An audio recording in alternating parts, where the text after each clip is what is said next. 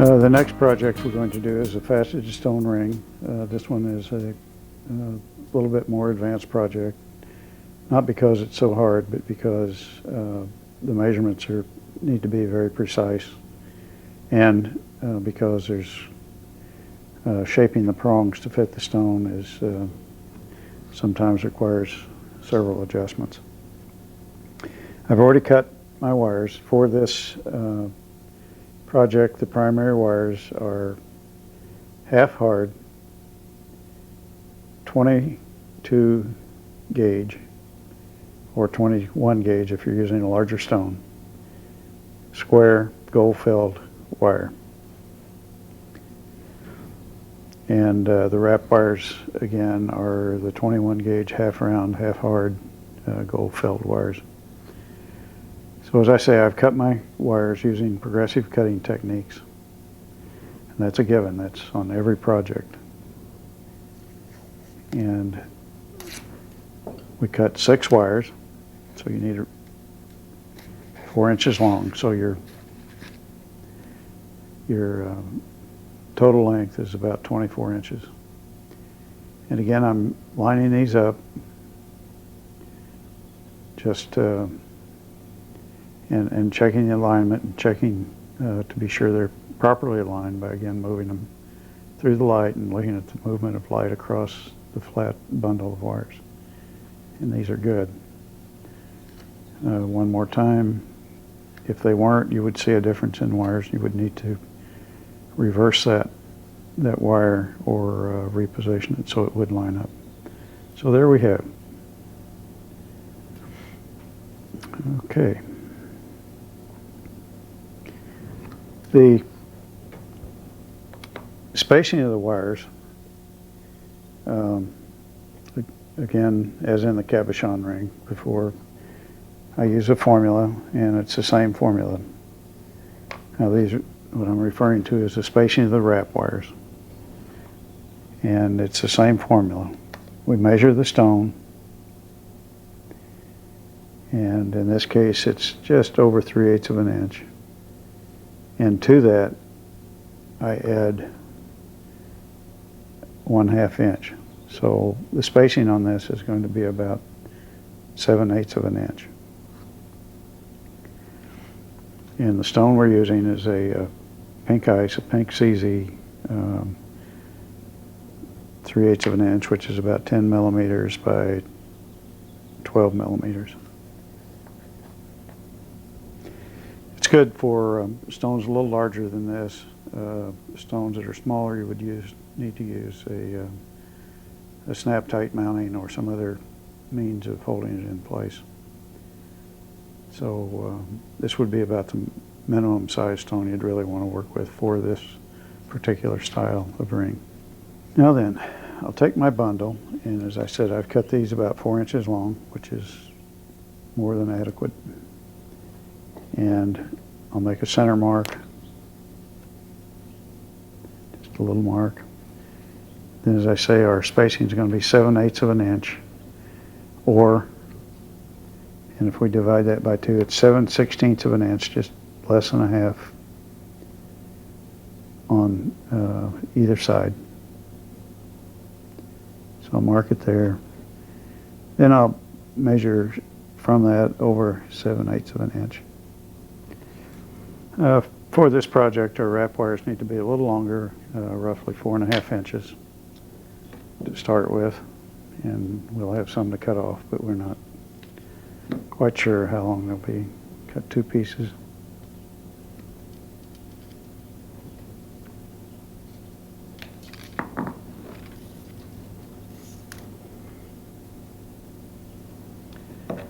And again, put them on and offset it to the left as is usual.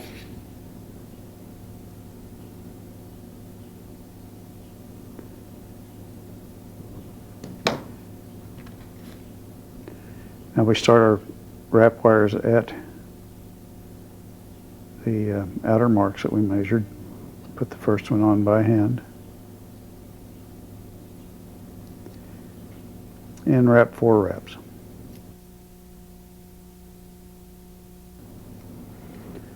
right, then we'll start the other one with the short wire in the opposite direction.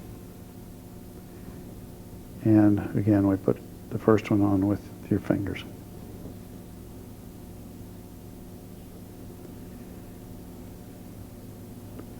I'll put on just a couple of wraps here, and I'll double check the spacing. The spacing is critical on these rings. And again, we wanted 7/8 of an inch, so I'm just a little lower. So I'm just going to adjust this in, and I adjust it by just bringing the flat nose snug across the primary wires beside the wrap wire, and I move it in this way, just over a little.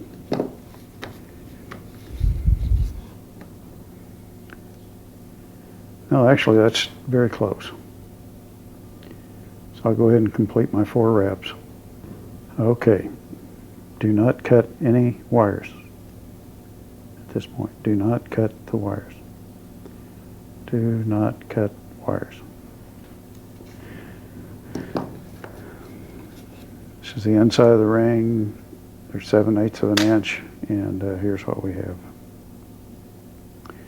Okay, at this point I can go ahead and take this tape off. Now then, I need to determine how long I want to make the prongs for my ring. And there's a formula for this. I measure from the girdle of the stone, that is the widest part of the stone, the edge, here is the girdle. I measure from that, the girdle, to the cullet of the stone, which is down here, the bottom of the stone. So from here to here, and this needs to be a fairly precise measurement. I have 10 30-seconds, or 5/16. To that number, I add 3/16. So what we do is we make what I call a pattern wire. I'm going to cut this wire exactly 1/2 inch in length.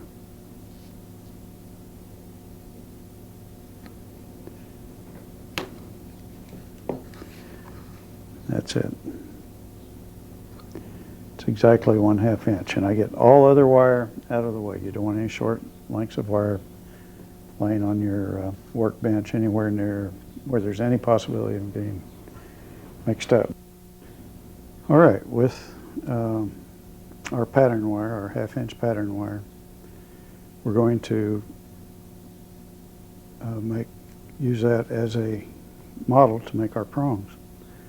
To do that, I separate each of the 4 outside wires, or the 2 wires on either side of the wraps.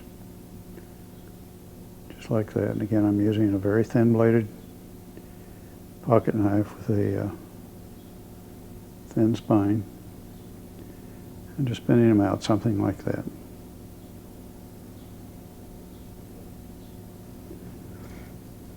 Okay. Now with our pattern wire, I lay that adjacent to each of these 4 outside wires, bring it down to the top of the wraps, like that. See if I can get it here where you can see it a little bit better. Just sliding it down right to there. And with the flat nose pliers, I slide that down on top of the pattern wire until it just butts up against it firmly. I drop it, and I bend that out like that. I go to the other side. Again, move the pattern wire down this until it just stops against the outside wire.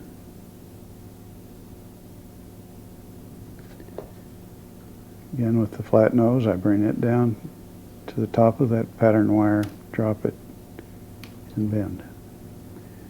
That makes my prong, the prong that we're forming, exactly the same length. I do the same thing on the other side.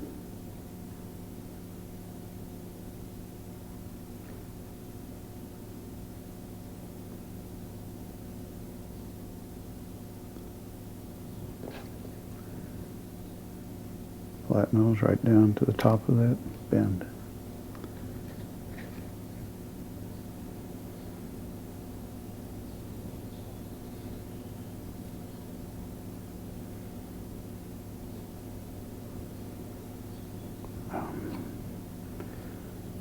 Get a little different angle on it here.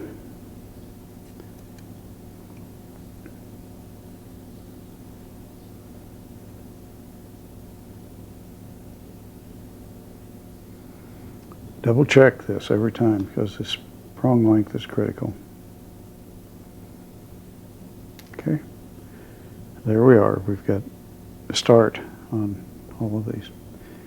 Now I bring my prong wires down adjacent to that. And I cut them right at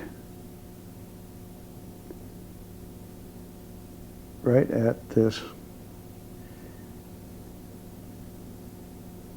top of that, and the idea that it just snaps right in next to the previous wire.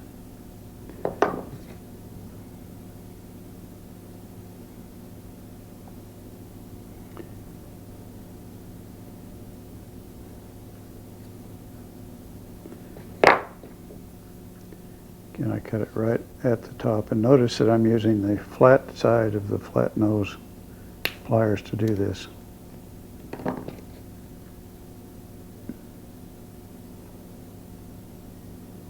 Okay. I'll do the same on the other side. All right, now then we'll put additional wraps on, and I hold all of this flat. You don't want these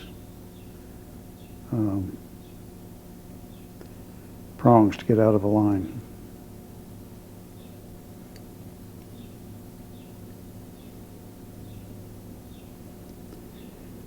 And I'll put 4 additional wraps. Okay, now you can go ahead and cut your wrap wires. Again, cut them relatively short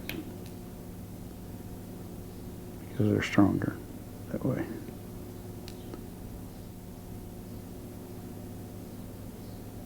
Less than half the width of the flat wires underneath.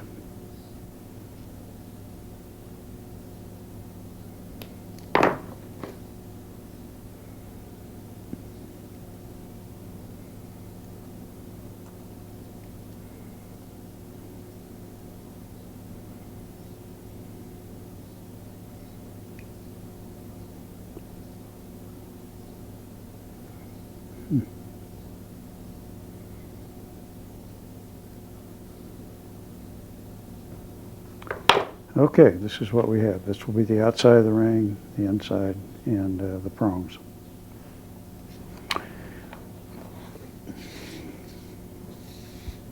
The reason I'm using this work platform is because it's especially helpful for rings, and it has other features as well, as I explained on the initial tape. But 2 of the features are that it keeps the wires on the table as you're working, not on, they don't fall, little short pieces of wire don't fall into the carpet, etc. The other is that I have holes down here to hold ring mandrels. And for this project and for the cabochon ring, I start this pouring it into a ring by making into a U shape that's just the size of the width of the stone in the direction I want to mount it. In other words, I want to mount the stone aligned with the length of my finger, which would be normal, On some occasions, I guess you might want to put it across like this, which wouldn't be normal, but whatever orientation you want, I want to form this, the bottom of this ring shank into that size. So we start by bending, and I start using this very small, this is a drift punch, available at any auto parts store or a good Ace Hardware or some place like that. And I began to form it in a U shape. And I reverse that. And the idea is that I want these two level, and I want the spacing between these two, and when it's a near perfect U shape, to fit the stone. I want this, in other words, I would want the stone just to lay in there. It's still a little large, so I'll move down this punch a little bit, and I'll continually trial fit my stone by laying it between those two wrap wires. Actually, that's not too bad. So this is kind of what I want. Well, it is what I want. The stone is level across this way, level across here, and it fits snugly between the two prongs, between the two wraps. And this is almost a perfect U shape. We don't want one that's distorted. We want one that looks like a U. And this is a pretty good fit. Okay.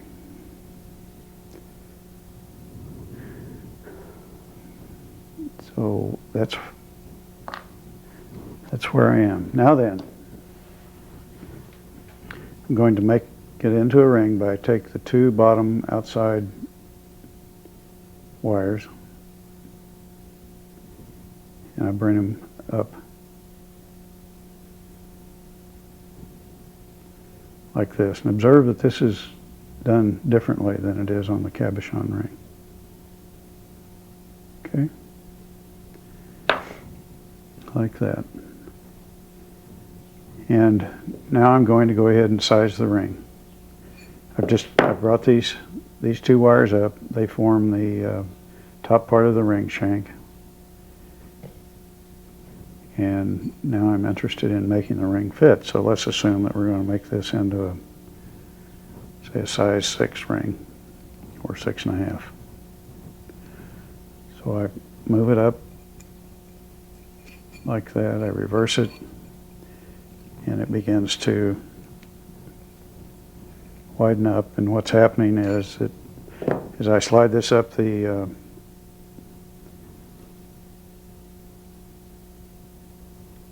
punch, it pulls these wires back down through here to make the ring larger. Once I've gotten to as big a diameter on this one as I can get, then I move to my usual ring shank, my big ring shank. And I continue working it up.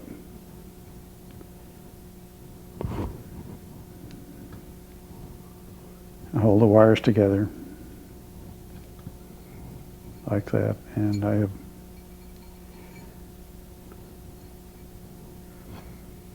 reverse them. Let's go up to a 6.5.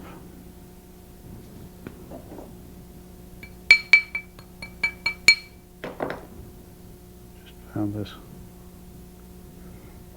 flat.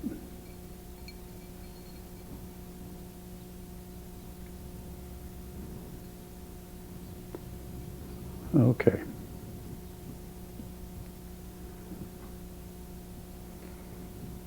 That's what I have. The ring's sized at a 6.5, and You know, it's almost round. Correct that a little bit. I want to look at these wires across here to be sure they're level. These aren't quite, but all I have to do to make that even is just either use a flat nose, round nose, or in this case a small flat nose, and straighten them out. Now that I have them, have the ring to the size I want, I bend these 4 wires up here out, and that then will retain the ring size.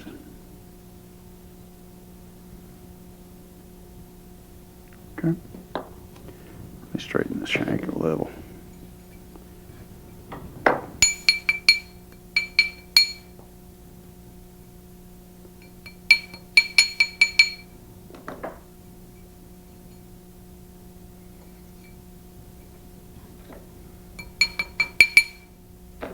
That's really all it takes. Okay. Now then I'm going to form my prongs and for the stone.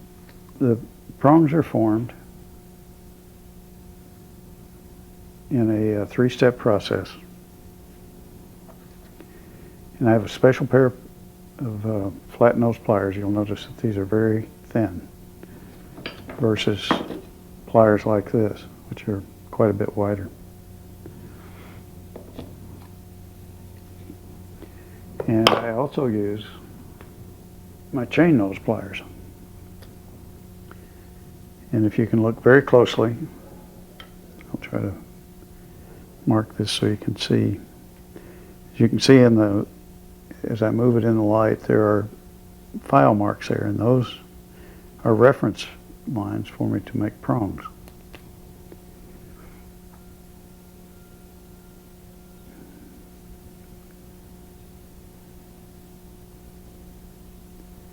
Mark them, and then that way you can see it a little bit better, I think. See where the dark fine mark is? Right there. The way this is used is that on one side of my mark, I'll make a larger prong. That is, if I come further up the jaw toward the back of the plier, this gets thicker, and so as a result of that, when I bend the prong, it makes it larger. The way that works is I'll put this on the back of the prong, and I use this for a large stone. And this is flush with the jaw of the plier, and it's at the back, again at the back of that mark, and so I bend it. That's the first part of my prong.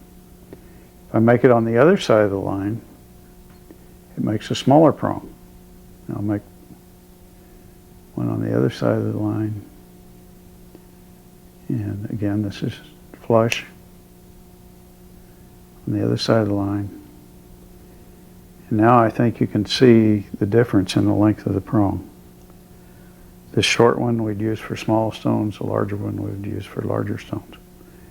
So just that, from moving at one side of the reference mark to the other, makes that much difference in the size of our prong. Now this is the prong that we're going to see, part of the prong that we're going to see when we mount the stone. It's going to be that part, whereas the larger one, as you can see, will come up quite a bit further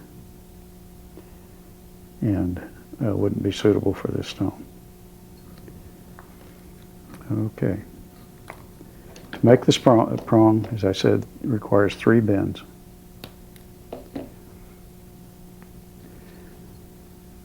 And we'll do it this way. The first bend, I'll bring the top of the prong adjacent to the jaw of the plier, and I'll bend it toward me like that. First bend. The second bend, I'll use these wide, little wider flat nose pliers, and I'll bend it back 90 degrees the opposite direction, like that. The third bend, I'll probably use the same wire, and I'll bend it 45 degrees. So this is what our finished prong is going to look like.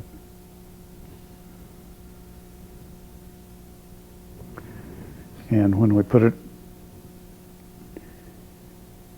in the ring, this is what it will look like with the stone. See, the top part of the prong keeps the stone from coming out to the top. The bottom part supports the stone from underneath from falling through.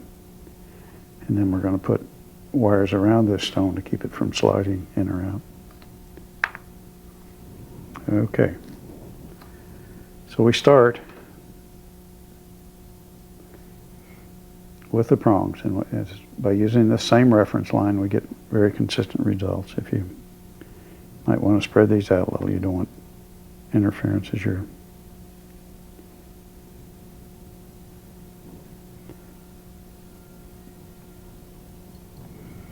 again, we want to keep things really symmetrical. So if we spread them an equal amount on each side. We want them across from one another.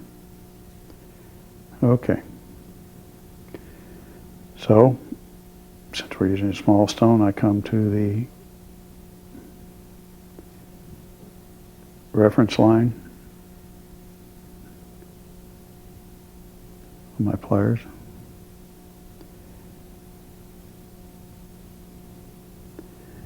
And I bend 90 degrees in.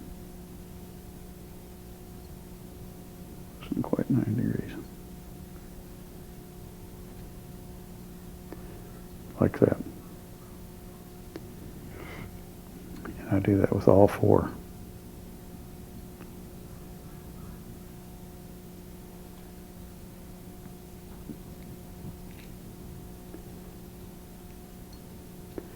The concept here is if we do this very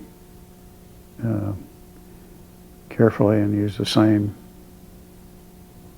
reference points on all four stones and the prong, all four prongs. The prong lengths are the same to begin with, and our prongs will end up in a position where the stone will be level. And when you look down at the stone, the prongs are going to appear to be even. Okay. So there we go. That's the first bend on the prongs.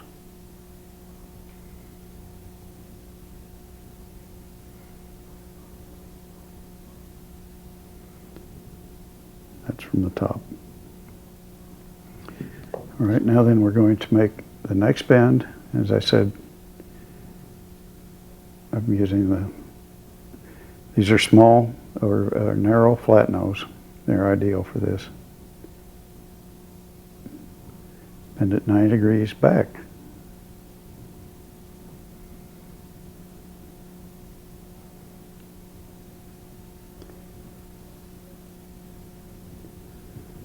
And I'll go to each prong and do the same thing.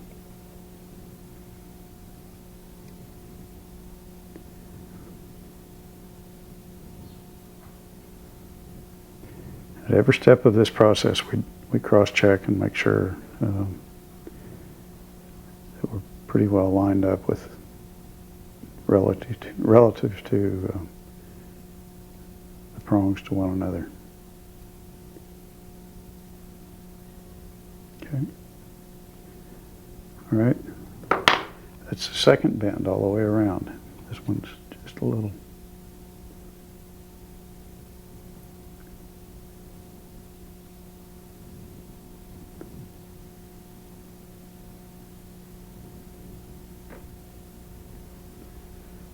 So I'm just making minor adjustments here.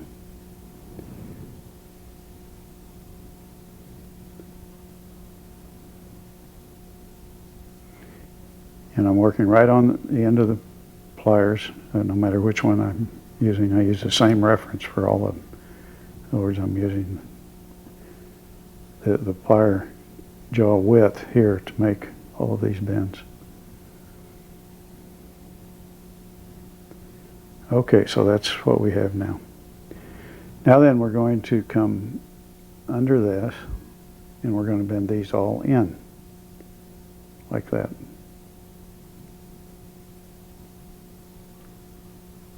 Like that.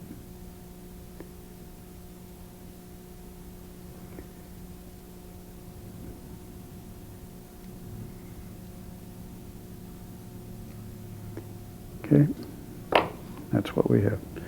Now, if we've done this correctly, our stone should fall pretty close to the top of the ring shank, these wires here. We don't want it too low, and we don't want it too high.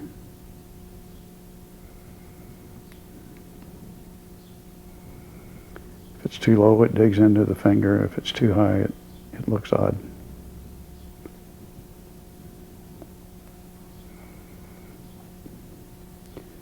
This is the time we start praying. But it's perfect. It's perfect. It's just where we want it. It's, as you can see, the culet of the stone is right at the top of these ring wires, of these top shank wires. And the prongs fit fairly well. We'll adjust them a little bit more just to get a good fit. But that's what we want. We're just where we should be.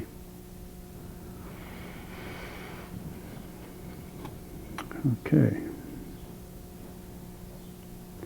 Don't worry too much at this point about the prongs being perfectly even or fitting perfectly. We'll adjust it just a little as we go along. If you've got one that's really out of line, like this one's a little too high, I just lay my pliers in there and bring it down so it's adjacent to the stone. But overall, this is a good fit. Okay. Now then, we take each of the 4 outside wires again, the remaining 4 outside wires, bring them out.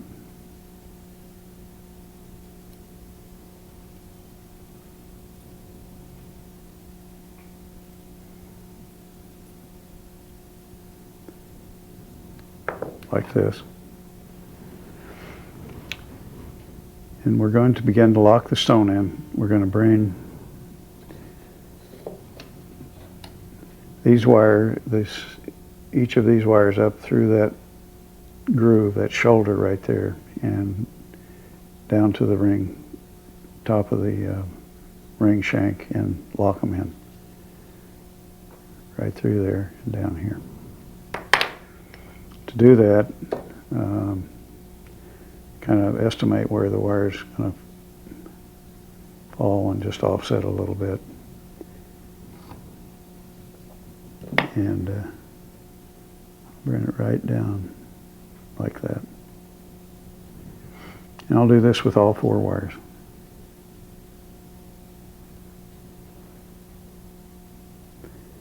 I'm just getting it where it looks like it'll come through there and bending it back out so that when I pull this down, it falls right in that groove. And like we did on the cabochon, I worked to diagonally opposite corners. I should have.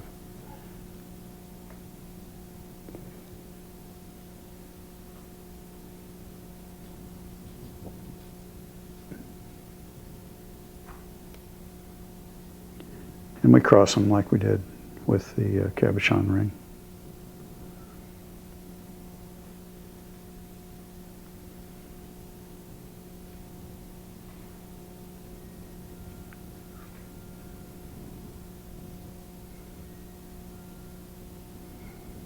Okay. All right. Now then, as we did with the cabochon ring, we just cut these roughly ½ an inch inside the top of the ring shank.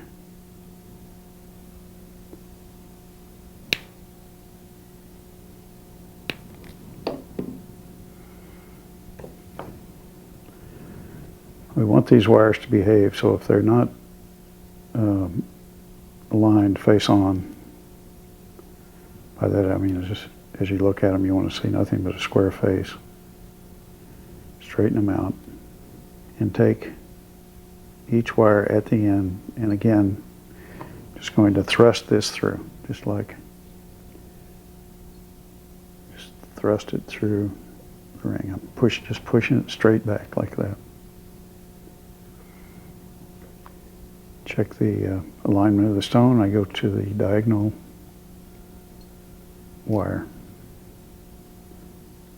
Move slid just a little for me.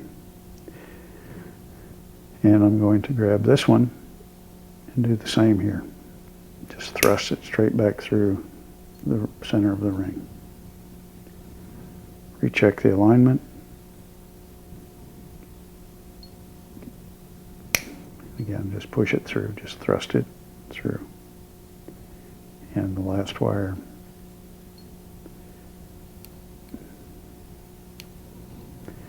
Thrust it through. Now the stone will begin to get tight now. Because this is an emerald cut stone with parallel sides, you can slide it this way, but we're going to take care of that with the next move. If it were a oval or a round stone, it would begin to get tight now and you couldn't move it. I'm coming again inside the ring shank, cutting the wire roughly 1/8 of an inch inside that shank. See if I can show about like that.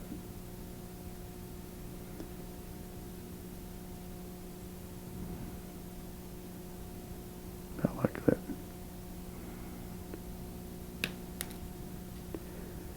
And I'll cut all 4 wires. Now I will realign the stone, recenter it, and come to the first wire, grab it both top and bottom on the same wire, and I just roll. I chain those pliers, just roll them over. Very little pressure. Okay. And I will come again to the diagonally opposite corner. That would be this corner. And I've checked the alignment. And again,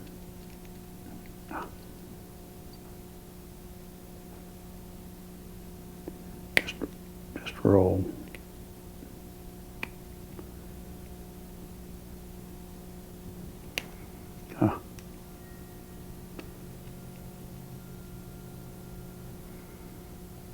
Back on itself and across the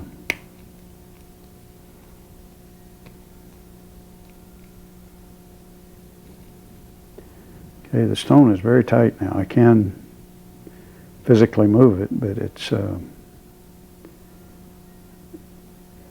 not easy. Get a very different pair of pliers here.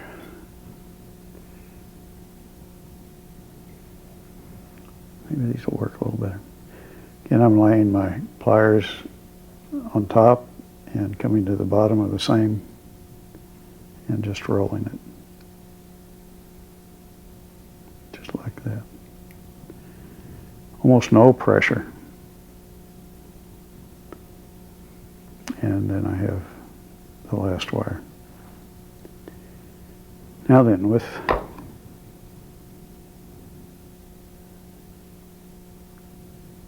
the remaining wires, I'm going to bring one wire around here, this wire around this end of the stone, this wire around this end of the stone. The other two I'm just going to bring down adjacent to these previous wires.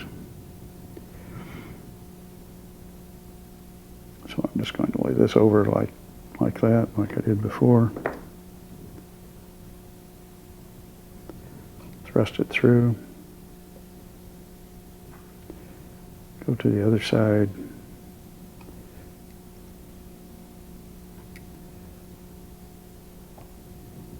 Lay that one over here.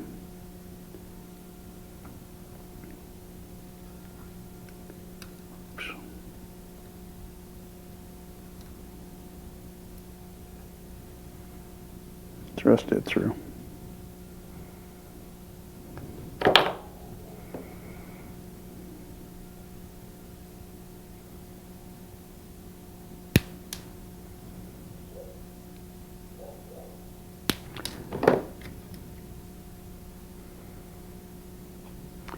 And like I did before, just roll these under.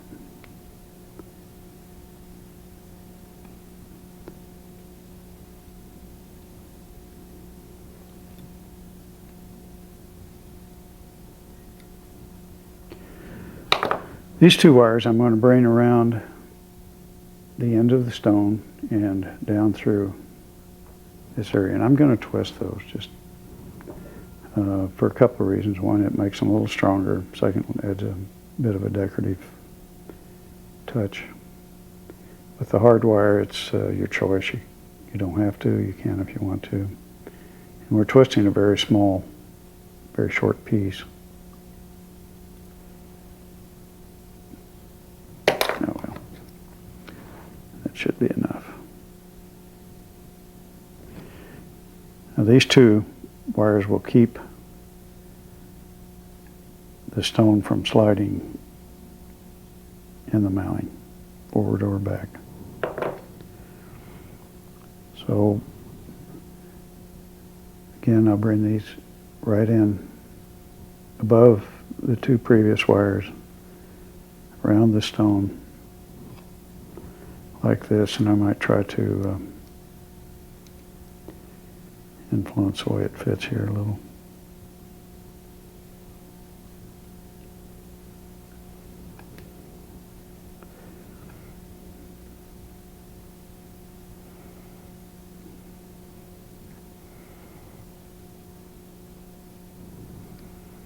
I'm going to bring this wire down through this hole right here. Right there, between the prong and the stone.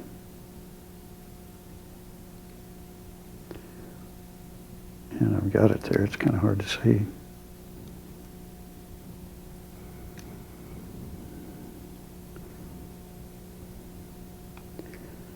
This one I'll bring the same way.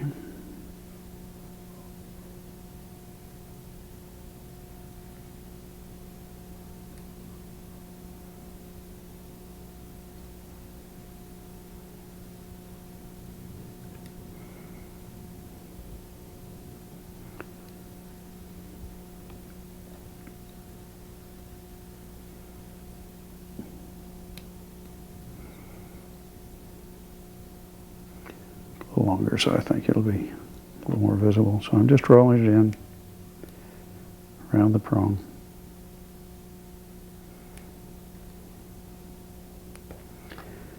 And these things don't need to be terribly tight because it's quite possible to completely force the stone out of the mounting if you get it too tight. So we just want the stone snug. We don't, and we'll just pull that down through.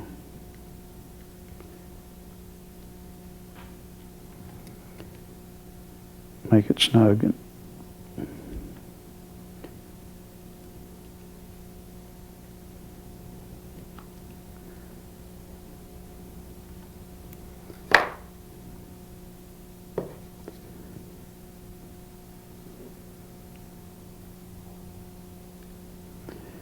And cut it off.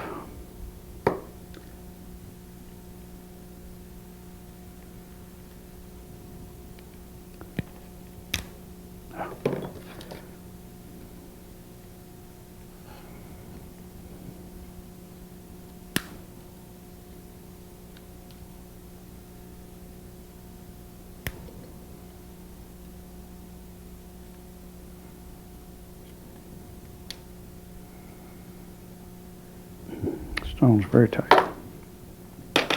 Okay, now we'll just align the prongs.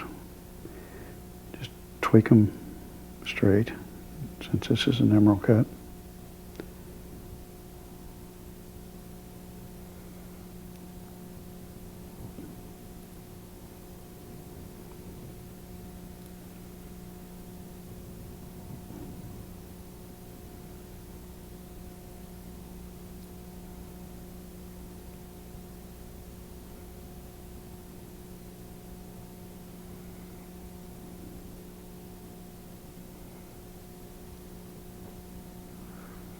Okay.